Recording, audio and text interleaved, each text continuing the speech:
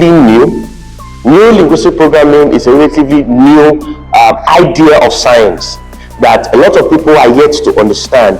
But then, even in the law court, ignorance is said not to be an excuse. So for the fact that you are not aware of it, you are actually acting and behaving in certain way that aligns with this, either in a right way or in a wrong way. I was trying to take you through an introduction to the session we have ahead of us and preparing your mind for what the subject is about.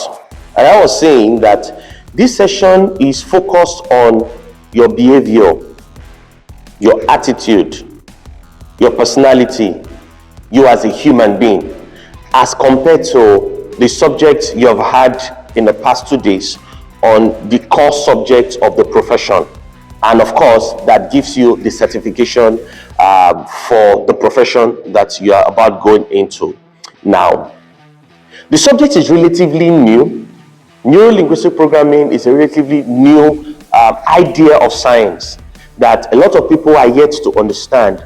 But then, even in the law court, ignorance is said not to be an excuse. So for the fact that you are not aware of it, you are actually acting and behaving in certain way that aligns with this, either in a right way or in a wrong way. Coming to a class and a session like this, it brings you awareness. Let me give an example.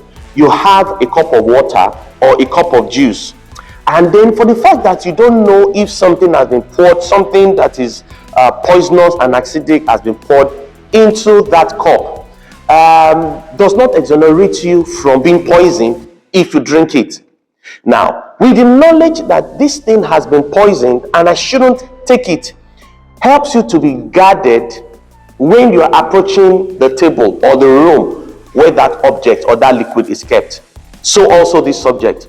So for the fact that you are not aware of it, does not guide you or shield you from certain pitfalls that you're likely to fall into, or that you've even fallen into with the illustration and examples and stories I will be sharing with you in the next couple of minutes.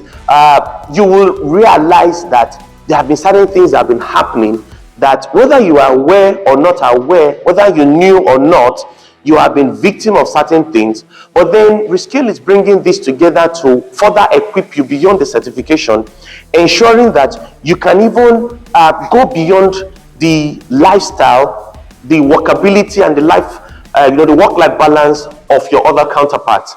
Now, just to talk about the facilitator, that most people who are at a point where they need to go through a procedure or a treatment, the belief, the desire to stay alive, to come through that sickness and come back to the normal life, plays a very crucial role between those who come out well and those who do not. So your belief in what we're going to be talking about, and of course in the facilitator, also will give a very wide gap, between the benefit, those who have that belief in the subject we're having, and the facilitator, the trainer, and those who just take it as yet another nominal certification class. The concrete and all the rest, there are no blocks. So the thing looks, what are we doing here? Are we just here to joke? But that takes time. And that takes more resources. It's even more expensive to build the carcass of a building than even the time it takes to put in the blocks. But once you get that thing right, the next part of it, which is just to bring in the blocks and then to do the plastering and all the rest, will just be a walk in the park one, and then it's going to be way easier. Essentially, what I'm saying is this: what we're going to be building on within the next 20 minutes or 30 minutes might not directly relate to the subjects you've learned on Monday and Tuesday, the topics you've had, the practicals you've had, and of course the practicals that are going to be having in coming weeks. However, the subject I'm taking you on this morning is a carcass, is a motherboard, where every experience, training, and certification that you started with since Monday is going to be plugged into. Let me ask you this question. Have you noticed, personally I have, that a number of people who graduated with a first class, sometimes, okay, so don't let me say a number of people, some people, or let me say this other way, how possible is it that somebody who graduated with a first class in school struggles to stay on a particular job? Some are either suspended, they are fired, maybe they are laid off, or they resign and leave. Because they feel they know so much, they feel their IQ is so high, they feel their certification or their certificate is so good, they cannot be spoken to, corrected or directed. And in that case, such people, professionally they may be sound, but personally they are not. And that's why you need this subject. So I'll be taking you on the introduction to the subject, and the next is the presuppositions. So now the presuppositions are these. When you have a building like a carcass, I use that example, and then I was trying to tell you that you now have the pillars that made up that structure, that made up the carcass. Now you have a pillar 1, a pillar 2, a pillar 3, a pillar 4. If you take off one of the pillars, well, that structure, the strength or the longevity has been compromised.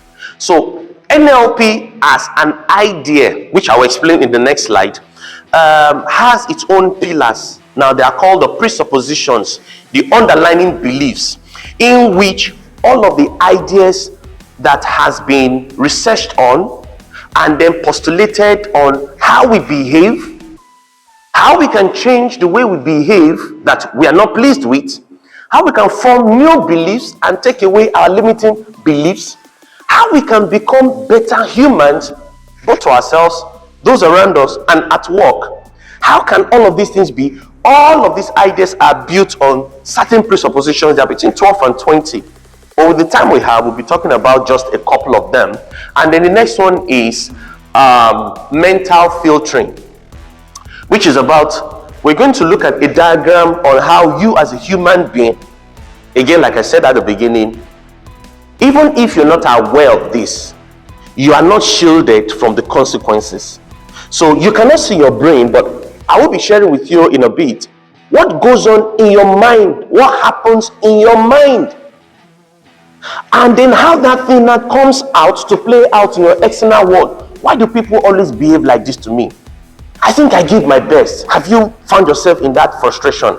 I give my best. I do everything they ask me to do. But it's as though they never see any good thing in me. It's as though they just want to find fault in what I do. Now, what you are saying might be right